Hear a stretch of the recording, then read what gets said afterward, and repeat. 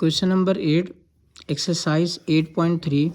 Find the equation of circle x square. Find the equation of tangent. Find the equation of tangent to circle x square plus y square is equal to 25, which is perpendicular to line. मतलब इसके मैं पहले सबसे पहले ना एक diagram बना के समझा दूँ. ये हमारे पास एक सर्कल है और इस सर्कल के ऊपर एक टेंजेंट लाइन है ऐसे, और इस टेंजेंट लाइन की हमें इक्वेशन निकालनी है जो सर्कल पे है, लेकिन उसके अलावा एक और लाइन पे ये परपेंडिकुलर भी है और जिसकी हमें इक्वेशन भी गिवन है. ठीक है, यानी x square plus y square ये सर्कल की इक्वेशन है. X square plus y square is equal to 25, ये सर्कल हो गया. और ये टेंजेंट लाइन है, इसकी हमें इक्वेशन निकालनी है. और जिस लाइन के ये परपेंडिकुलर है उसकी हमें इक्वेशन गिवन है 3x plus 4y plus 1 is equal to 0. ठीक है, ये कंडीशन है. इस टेंजेंट लाइन की इक्वेशन हमें निकालनी है जो कि इस सर्कल पे टेंजेंट है और इसके क्या है, परपेंडिकुलर है. अब उन्होंने दो चीज़ें हमें दी, इन दो चीज़ों से हमें इस लाइन की इक्वेशन निकालनी है. किसी भी लाइन की इक्वेशन निकालने के लिए हमें दो चीज़ें चाहिए होते हैं. एक उसका स्लोप चाहिए होता है उस लाइन का, और उस लाइन के ऊपर एक पॉइंट चाहिए होते हैं. ठीक है, दो चीज़ें चाहिए. एक हमें उस लाइन का स्लोप चाहिए और एक हमें उस लाइन के ऊपर पॉइंट चाहिए, तब हम उसकी इक्वेशन ऑफ लाइन निकाल सकते हैं. ठीक है, अब यहाँ पे दो बातें हैं. अगर हम सर्कल का डेरिवेटिव लें, जो इक्वेशन ऑफ सर्कल है उसका डेरिवेटिव लें, तो इसका जो डेरिवेटिव का आंसर आएगा वो असल में इस टेंजेंट लाइन का क्या बन जाएगा, स्लोप बन जाएगा. एक मसला तो हल हो जाएगा, यानी स्लोप इसका निकल आ जाएगा. इस लाइन का स्लोप कैसे आएगा, जब हम इसका क्या लेंगे, डेरिवेटिव. और बाकी रहेगा पॉइंट का काम, वो हम यहाँ से कुछ हेल्प लेंगे. कैसे, क्योंकि अगर दो लाइनें परपेंडिकुलर हों तो उनके स्लोप को मल्टीप्लाई करें, आंसर क्या आता है, -1. ये हमने पढ़ा हुआ है. m1 multiplied by m2 is equal to क्या होता है, -1. m1 स्लोप हो जाएगा टेंजेंट लाइन का और m2 स्लोप हो जाएगा दूसरी लाइन का. दोनों को मल्टीप्लाई करें, आंसर -1 आ जाएगा. फिर हम फर्दर कुछ कैलकुलेशन करेंगे. यानी इसके असल में जो इस क्वेश्चन के पीछे बैकग्राउंड है वो ये है. इस सर्कल के ऊपर एक लाइन है जो टेंजेंट है और उसके अलावा एक दूसरी लाइन पे क्या है, परपेंडिकुलर है, और उसके हमें इक्वेशन निकालनी है. इक्वेशन निकालने के लिए दो चीज़ें चाहिए, एक उसका स्लोप चाहिए और एक उसका पॉइंट चाहिए. अब हम सोल्यूशन करते हैं. सबसे पहले जो हमें सर्कल की इक्वेशन गिवन है उसको लिखते हैं. तो हमारे पास सर्कल की इक्वेशन गिवन है x square plus y square is equal to 25. इसका डेरिवेटिव लेते हैं तो यहाँ हम लिखेंगे differentiate with respect to x.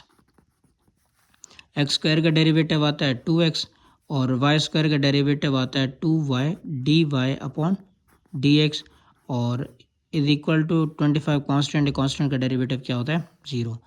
फिर उसके बाद लिखेंगे 2y, ये प्लस का 2y dy upon dx is equal two plus का 2x, इधर जाके क्या हो जाएगा, माइनस का 2x. 2 से 2 कैंसिल हो जाएगा और dy अपॉन dx वैसे रह जाएगा. y मल्टीप्लाई हो रहा है, उस तरफ जाके क्या हो जाएगा, डिवाइड हो जाएगा, तो -x अपॉन y आ जाएगा. तो हमने सर्कल का क्या लिया, डेरिवेटिव. और सर्कल का जो डेरिवेटिव होता है असल में उस सर्कल के ऊपर जो टेंजेंट लाइन है उसका स्लोप होता है. तो इसको हम नाम देंगे m1, मतलब ये टेंजेंट लाइन का स्लोप है और उसका आंसर आएगा -x अपॉन y. यानी m1 जो है ना, टेंजेंट लाइन का स्लोप आ तो गया लेकिन ये वेरिएबल है, तो हम ये लिखेंगे ये slope of tangent line. Tangent line का स्लोप आ तो गया है लेकिन वो किस में है, वेरिएबल में है, प्रॉपर नंबर में नहीं है. अच्छा, अब उसके बाद स्लोप निकालते हैं परपेंडिकुलर लाइन का. तो परपेंडिकुलर लाइन हमारे पास लिखे हुए 3x plus 4y plus 1 is equal to 0. हम इसको y को वहीं पे रहने देते हैं और ये प्लस का 3x उधर जाके क्या हो जाएगा, माइनस का 3x, और प्लस का 1 इधर जाके क्या हो जाएगा, माइनस का 1, और यहाँ पे क्या रह जाएगा, 4y. 4 मल्टीप्लाई और उधर जाके क्या हो जाएगा, डिवाइड हो जाएगा, तो y इज इक्वल टू बन जाएगा माइनस का 3x डिवाइडेड बाई 4 और -1 अपॉन 4 बन जाएगा. अच्छा, अगर हम इसको कंपेयर करेंगे किससे, यहाँ पे हम एक बार दोबारा लिख लेते हैं. y is equal to -3 upon 4x -1 upon 4. इसको हम कंपेयर करेंगे, हमारे पास एक लाइन होती है, इक्वेशन होती है y is equal to mx plus का सी। तो अगर हम इससे कंपेयर करें तो यहाँ पे देखें x का कोफिशिएंट है -3/4 और यहाँ पे x का कोफिशिएंट क्या है m। तो इसका मतलब क्या हुआ कि m जो है स्लोप वो किसके बराबर आ जाएगा -3/4। तो इसका नाम रख देंगे m2 क्योंकि ये लाइन का स्लोप है। तो m1 भी निकाल लिया, m2 भी निकाल लिया क्योंकि दोनों परपेंडिकुलर हैं। देखें ये वाली लाइन और टेंजेंट लाइन आपस में परपेंडिकुलर है, इनके बीच में 90 डिग्री बन रहा है। तो इसका मतलब ये है कि इनके स्लोप को मल्टीप्लाई करेंगे, आंसर -1 इक्वल। तो हम लिखेंगे as given lines are perpendicular, as these lines are perpendicular, as these lines are perpendicular. तो परपेंडिकुलर तो यहाँ पे लिखेंगे m1 multiplied by m2 is equal to क्या आता है -1। m1 की वैल्यू है -x/y और m2 की वैल्यू क्या है -3/4 इज इक्वल टू आंसर क्या आएगा -1। माइनस क्या हो जाएगा प्लस हो जाएगा, तो ये आ जाएगा 3x divided by 4y is equal to आ जाएगा -1। तो 4y यहाँ पे डिवाइड हो रहा है, उधर जाके क्या हो जाएगा मल्टीप्लाई हो जाएगा। तो x इज इक्वल टू आ जाएगा -4y और उसका 3 मल्टीप्लाई और नीचे आके क्या हो जाएगा डिवाइड हो जाएगा। हमने x की वैल्यू निकाली, x इज इक्वल टू आ गया -4y/3। अच्छा इसे नाम दे देंगे इक्वेशन नंबर 2 का, क्योंकि हम इसको बाद में हम यूज़ करेंगे। अब इस x की वैल्यू देखो, एक हमें x की वैल्यू मिल गई, इस x की वैल्यू को हम पुट करेंगे किस में, सर्कल में, क्योंकि एक हमारे पास लीनियर इक्वेशन आ गई और एक है क्वाड्रेटिक इक्वेशन। तो इसको हम पुट करेंगे सर्कल में।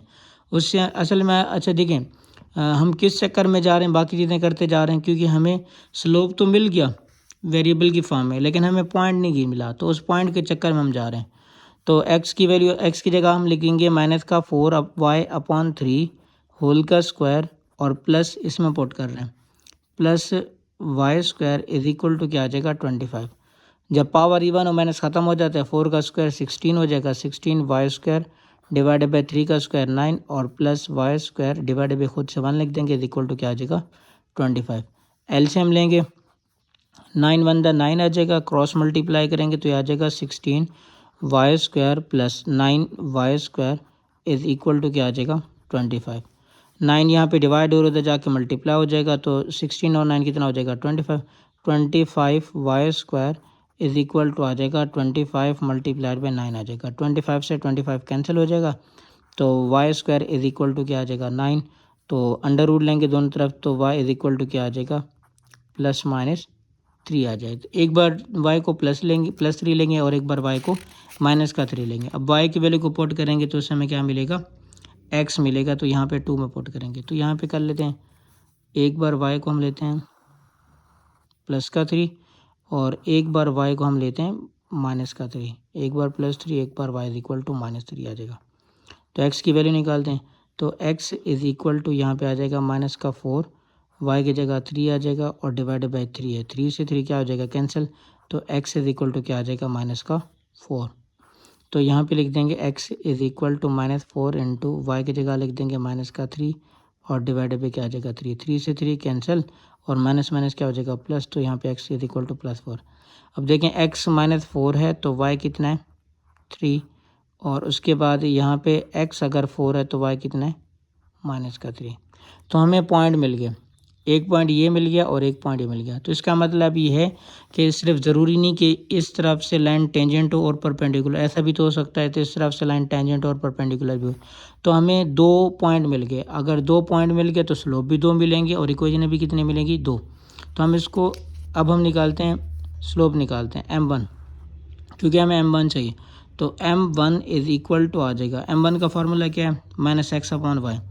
तो m1 इज इक्वल टू यहाँ पे लिख देंगे -x की जगह x कितना है -4, तो माइनस माइनस क्या हो जाएगा प्लस और डिवाइडेड बाई y की जगह क्या लिख देंगे 3। तो m1 इज इक्वल टू क्या आ जाएगा 4/3।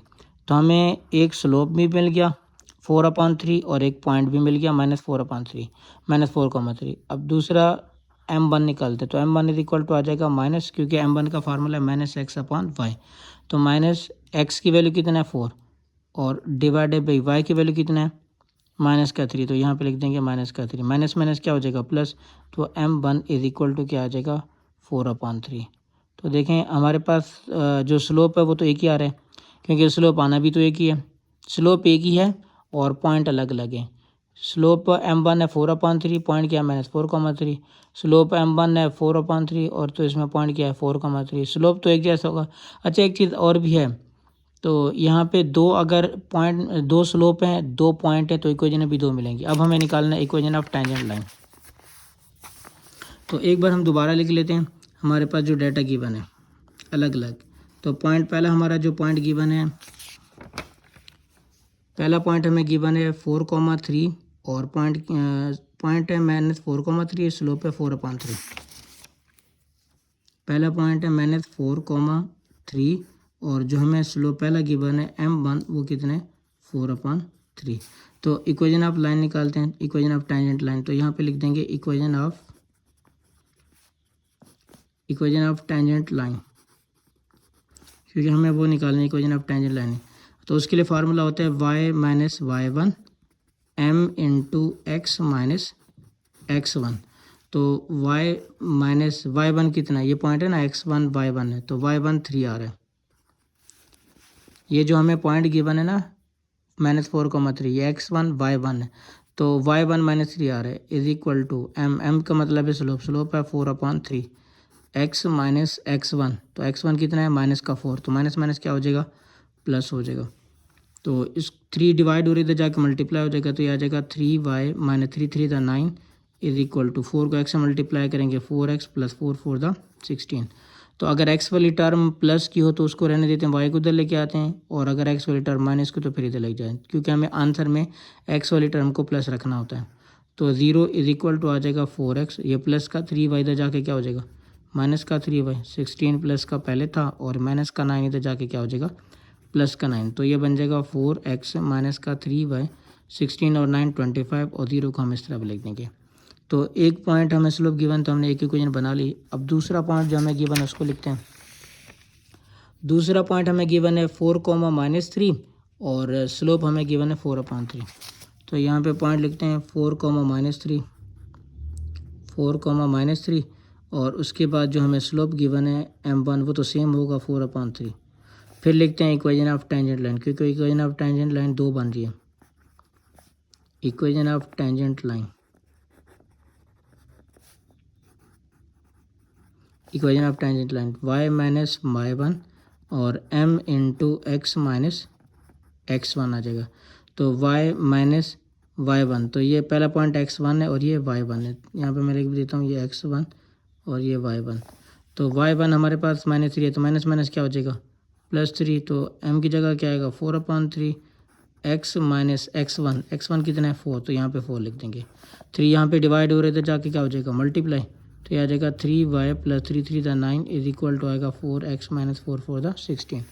तो यहाँ पे y को उधर भेज देंगे, क्योंकि x वाली टर्म प्लस है और वहाँ पे प्लस है पहले से 4x, ये प्लस का 3y इधर जाके क्या हो जाएगा माइनस का 3y, -16 पहले था और ये प्लस का 9 इधर जाके क्या हो जाएगा -9। तो 4x माइनस का 3y माइनस का 25 इज इक्वल टू 0। तो ये हमें दूसरी इक्वेशन ऑफ टेंजेंट लाइन मिल गई।